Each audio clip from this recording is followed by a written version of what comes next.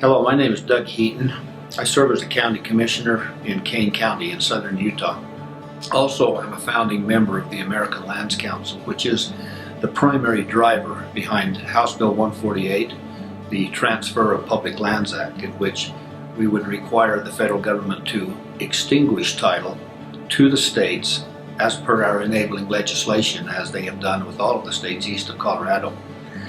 One of the great questions that we frequently get about that transfer of public lands is the question of, can Utah afford to manage those lands?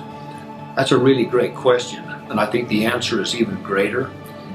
You know, if you look at the expense involved with managing public lands by themselves, that's a pretty intimidating factor. But consider this: up until the 1990s, the Forest Service operated in the black.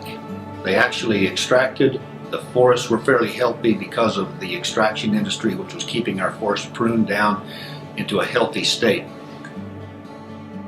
That hasn't happened for a long time. Now we're hiring people to go in and just cut trees to keep the fuel loads low.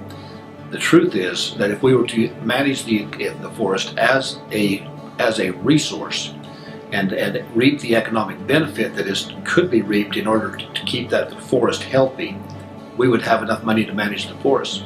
If you look at the other resources that we have, Congress, in June of 2010, the Government Accountability Office reported that Utah, Colorado, and Wyoming had more recoverable oil than the rest of the world combined. If you take a look at that resource, we'd look at America as she is today, buying our energy from people who don't even like us. If we were to harvest those resources, that amounts to a significant amount of economic benefit to our area.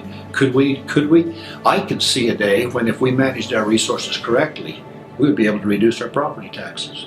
I think we'd even perhaps be able to reduce the amount of income tax that are required to stay, and the economic health of our community and the economic health of our environment would be better for it.